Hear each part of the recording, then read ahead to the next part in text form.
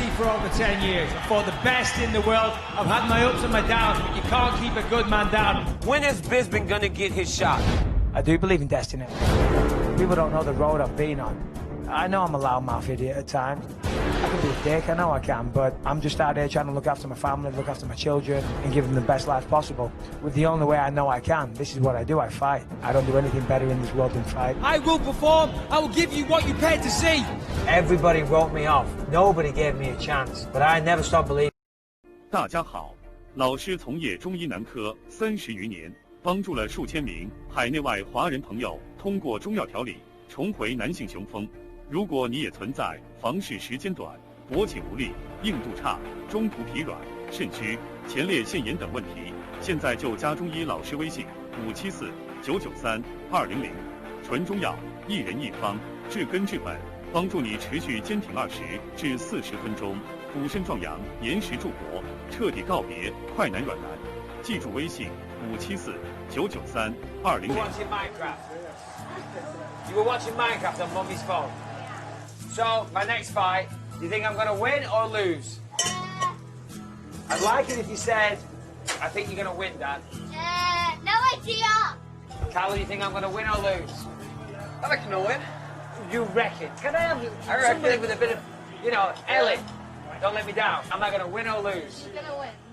Life is good, I'm a happy man.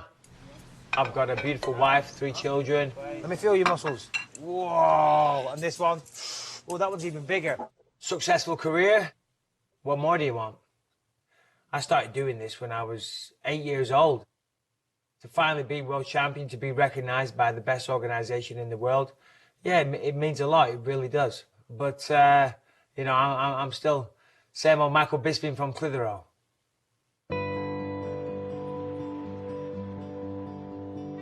Clitheroe's a nice, old-fashioned market town. It's quaint, it's historic. Small town, I don't know, maybe 15,000 people. 25 pubs in the town centre. And growing up, it was fun. I was a good kid, I really was, but I had a lot of energy. And that energy got me in trouble. I spent more time in the headmaster's office when he was at school than probably the headmaster did. I was always getting called in. Michael had done this, Michael had done that. But 9 times out of 10, it was someone else had started something. Michael finished it. I used to get in a lot of trouble at school, and that was mainly for just being, I always had something to say. Always had to get the last word.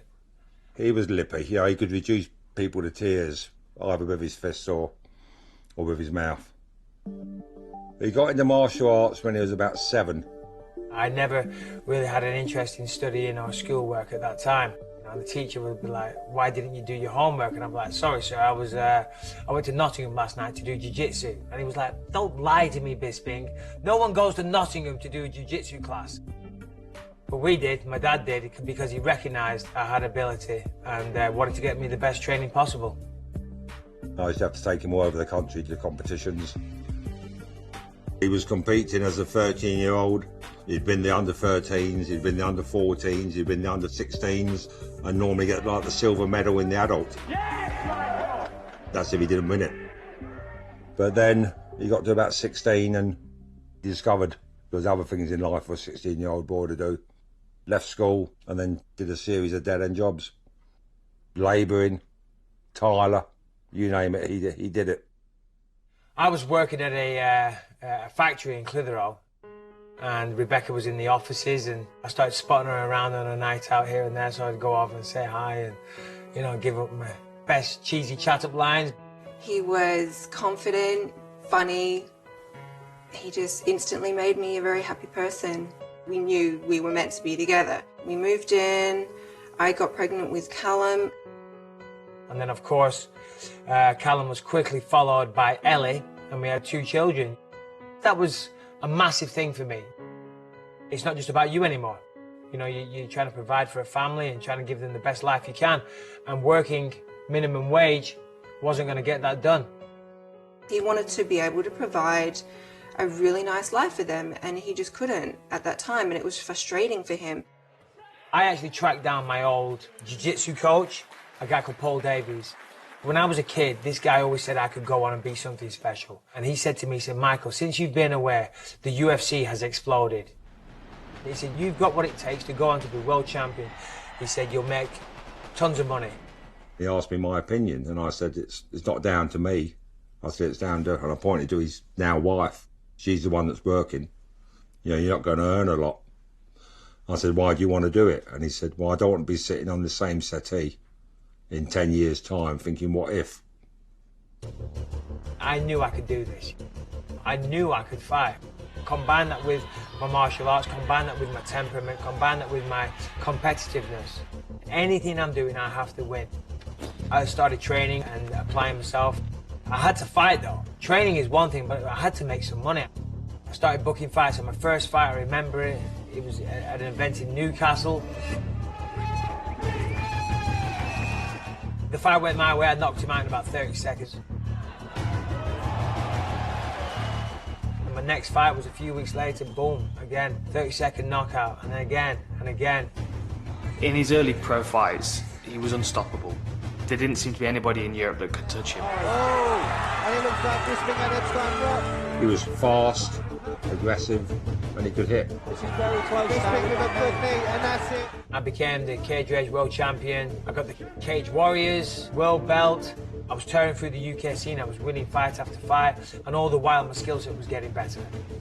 He was just too ferocious for them, and he overwhelmed people, and they either ended up curling up in a ball and cowering, or they were unconscious. Again, another good right hander. Is it over? It's finished. Mike Bisping has got a knockout. I first heard about Michael early on in his career. You know, he went 10-0 before he even smelt the UFC. Great win from Mike Bisping. 10 fights, 10 wins, 10 stoppages.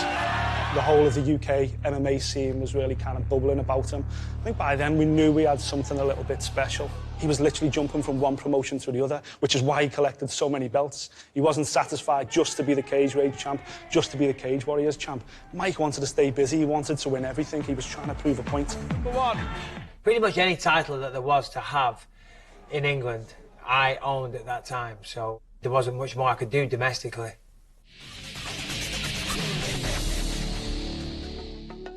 The Ultimate Fighter came about, and I remember watching it thinking, man, you know, this is cool and I would love to be on there.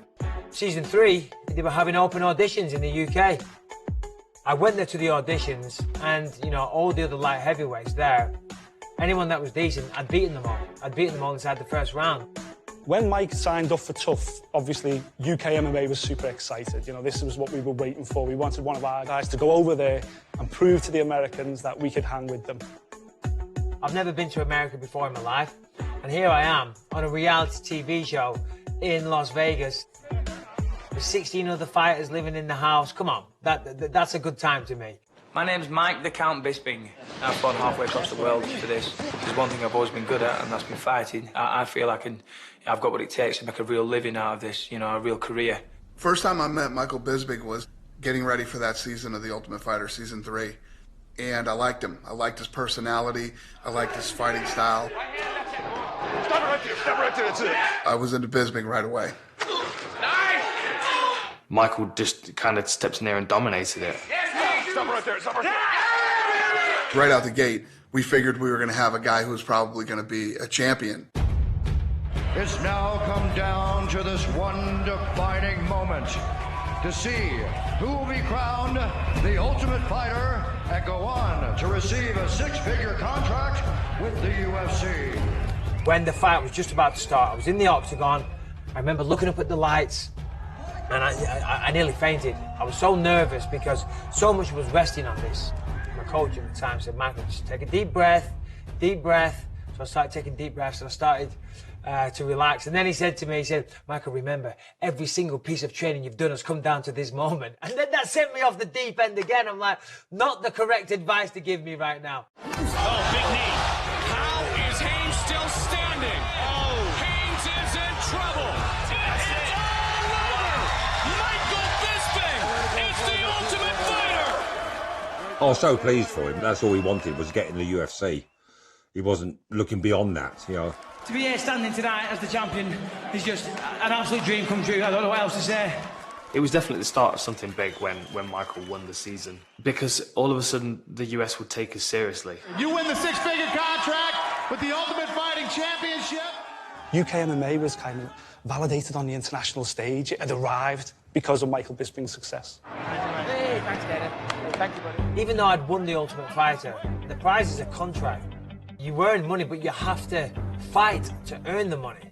I'd filmed the Ultimate Fighter in June, and then my next fight wasn't scheduled until December. So, again, we were still flat broke at this point. First fight, UFC 66. I went out there, the fight was great. Knocked him out first round. And it is all over! Very, very nice performance by Michael Bisping.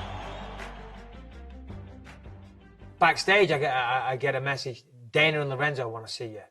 Dana and Lorenzo want to see me. I'm like, what do they want to see me for? And they just wanted to say, man, that was awesome, amazing, well done.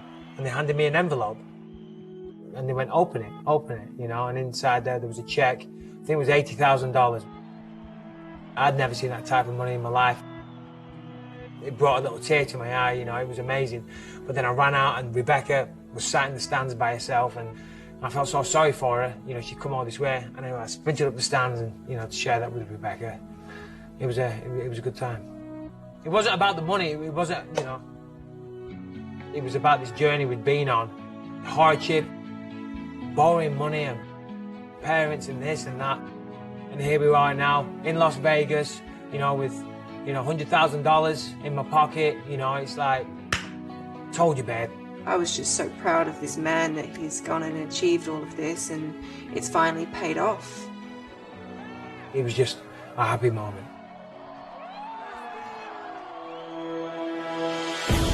My career was going great. I was earning money, I was making waves, I was going through the rankings.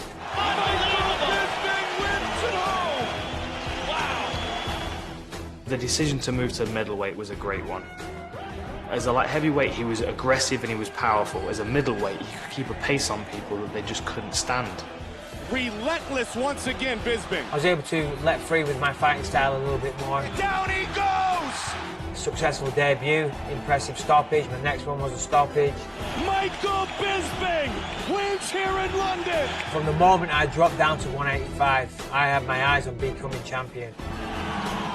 He was really starting to lay his groundwork, if you like, towards a title shot.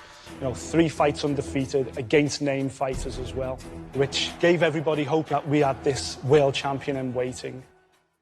The UFC told me if I won my next fight, they'd give me a title shot. Then they put me up against Dan Henderson at UFC 100. When I started my career as a professional mixed martial artist, I only had one vision, that was to go right to the top. I didn't want to scrape by, I didn't just want to be another fighter. I feel very, very confident coming into this fight. And I'm going to win. The Dan Henderson fight was a massive deal for Michael. It was a marquee event, obviously being UFC 100. Never has there been a buzz like there is tonight. There was a lot of trash talking leading up to the fight. There was a lot of bad blood going into the fight, so ego was at stake in a massive way. UFC 100, the biggest event, even still to this day. 1.7 or something million pay-per-view buys. My biggest fight ever, title eliminated for the UFC. And I get knocked out in the most vicious way possible. That's it! He's down! And it is all over! Dan Henderson has knocked out Michael Bisping! Ouch. Dan Henderson leapt with his whole body weight into that shot. Bisping knocked out for the first time in his career! Every fighter deals with a loss like that in different ways. Am I going to get knocked out as soon as I get touched again? And then the other thing you've got to bear in mind as well is that wasn't just a regular knockout. I mean, that was massive. It became very much a part of the current pop culture of the sport. He was down, you know, I mean, that was a chance where he shot at, you know, at the title, and that had gone. When we got back to the UK, he just started talking about his next fights, and that was it. You know, it's history, it's forgotten about. You can't change history. I think it's a real testament to Michael Bisping's determination. The goals that he'd set for himself had not been shaken by that knockout. It's one of the things that I respect about Bisping, to get beat that dominantly, then pick yourself back up and start fighting your way to the top again. That's Bisping's mentality. I knew what people were saying about me. He's done. He's finished. That pissed me right off. I knew I wasn't done. I knew going into my next fight, UFC 105 against Dennis Kang in Manchester, there was a lot of pressure on me there. Look how pumped up he is. You know what? That Dan Henderson loss could have created a monster. It was no surprise when he walked out into the arena and the fans went crazy. It was a good reminder for him that the fans were still behind him after the Henderson loss. He needed to feel that he was still relevant in the division. He was still a contender. Bisping looking to finish Dennis Kang. That was the perfect fight, to come back to Manchester, to regroup, you know, to have his fans behind him, his family behind him. Kang took a knee. Kang's in trouble. It's all over! Tremendous performance. He had his back up against the wall, and in my opinion, had the performance of his career. If you look through the history of fight sports, a lot of guys that get knocked out in the fashion that Mike Bisping did to Dan Henderson, they're never the same fighter. Their confidence is completely shattered. It was a critical moment coming back to fight Dennis Kang, because that was the rebuilding process. And for me, that was one of my proudest moments. They said I was finished. And I went out there, proved I wasn't finished. I'm going nowhere.